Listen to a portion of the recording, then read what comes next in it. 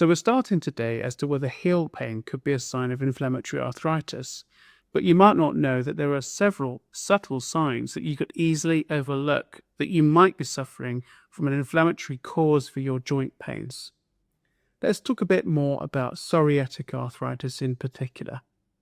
So, arthritis, that is joint inflammation, psoriasis, that is a scaly skin condition that usually gives raised, red, and scaly areas called plaques, particularly affecting the outside surfaces, such as the outside of the elbow or the front of the knee on the body. But you can get different patterns of psoriasis.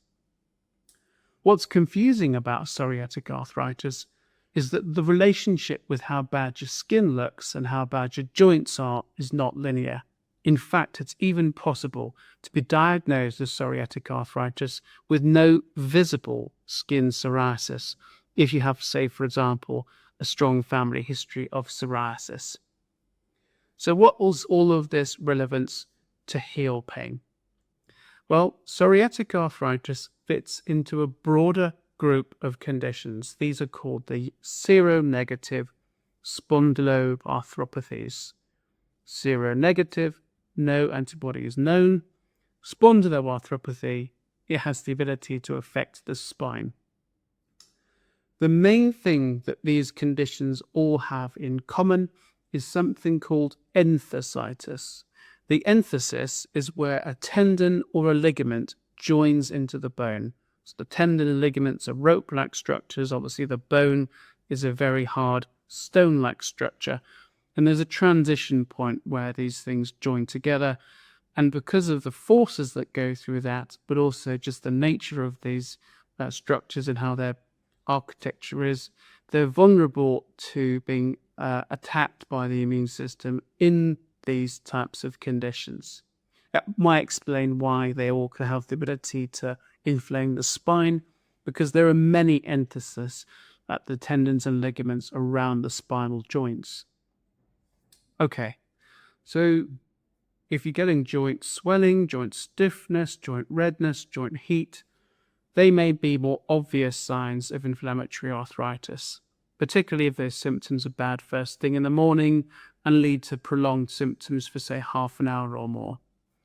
Where does this enthesitis kick in? Well, the heel has enthesis around it. At the back of the heel, our Achilles tendon inserts just at the back of the foot.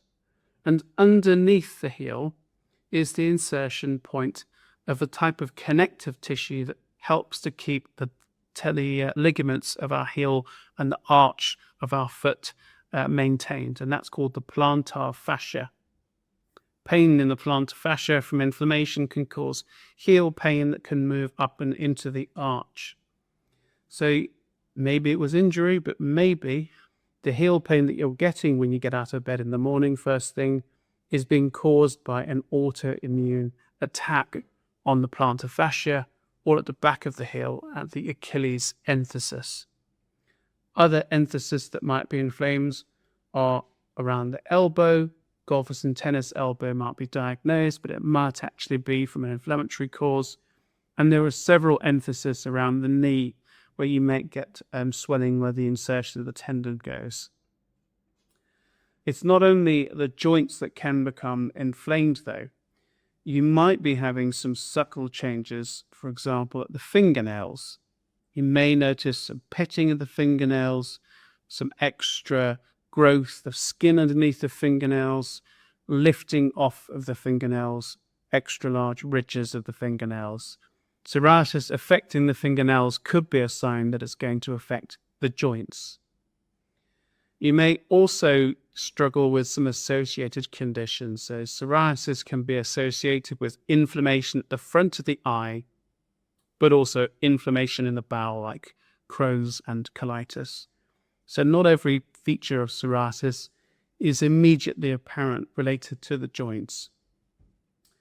If you think that you might be suffering from psoriatic arthritis, but you don't have an obvious rash, this rash can sometimes hide in areas you don't normally examine.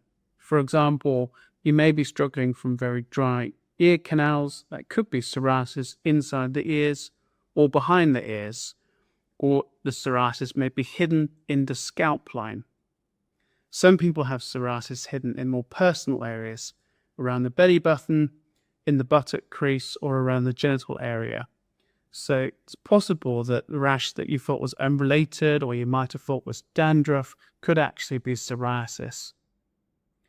What's the point of telling you all of these things? Well, if you're getting heel pain and it's happening on a recurrent basis first thing in the morning and it's limiting your ability to live your normal life, there are treatments that can help with inflammatory arthritis that help to calm down the immune system.